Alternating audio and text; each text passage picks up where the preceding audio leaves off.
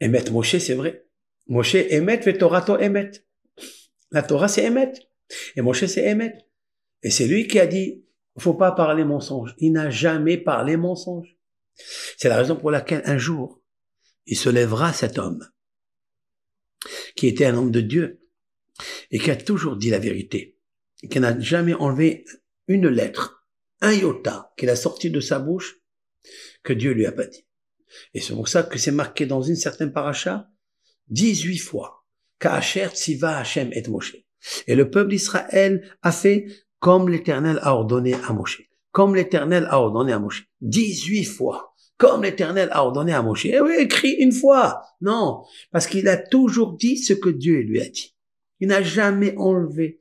Si Moshe Rabbeinu, il a interdit par Dieu, il lui a montré que la gerboise, que le lapin, que le chameau, que le hazir, tous ces animaux qui sont interdits, le porc, etc., c'est parce qu'il l'a vu de Dieu. Il l'a pas inventé. Il peut pas interdire là et permettre l'autre. Jamais.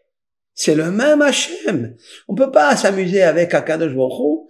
C'est un homme émet. Parce qu'il sait que sa Torah, s'il dit un mensonge, il est fichu. Que sa Torah, elle est renvoyée.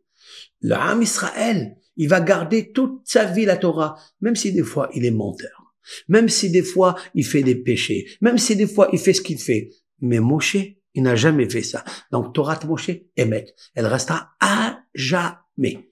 Parce que comme Dieu, il est émet, Dieu, il est vrai, il gardera Moshe comme prophète, mais en fait, serviteur de Dieu, plus pour moi, serviteur de Dieu, parce qu'il a obéi à la lettre comme un serviteur.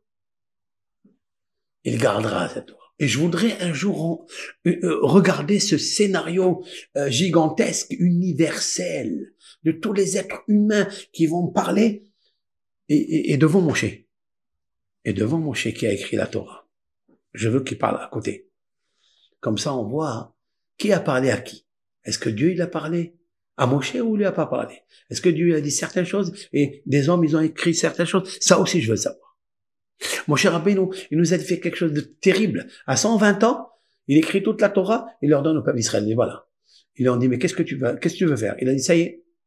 120 ans, la Torah, elle témoigne qu'il est lucide, il est fort, aucun rhume, aucune faiblesse. Comme nous, quand on arrive à 70, 80, 90, on est déjà un pied ici et un pied de l'autre côté.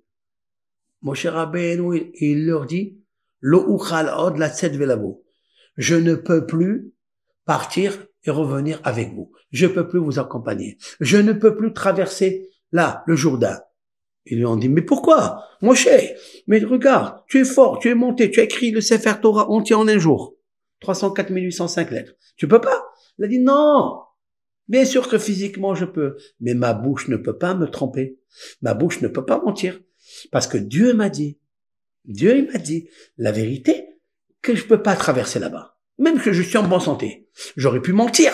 J'aurais pu dire, bah, allez, c'est pas grave. Personne le sait. De toute façon, Dieu, il m'a parlé à moi. Moi, je rentre. Et la preuve, je peux rentrer, etc. Imaginez qu'il soit rentré. Toute la Torah, elle est zéro. Zéro. Pourquoi? Parce que la Torah, on la connaît de qui? De lui. Mais si lui, il a menti, on est fichu. Mais Moshe Rabbeinu a dit non. Il est arrivé le moment que je dois quitter ce monde, je peux plus rentrer. Et puisqu'il voulait pas retarder la rentrée du peuple d'Israël avec le nouveau serviteur d'Hachem, Yoshua bin Nun, son disciple, il a dit, de suite, je peux plus rentrer. C'est fini. Il aurait pu combiner, il aurait pu, Midevar Sheker Tirak.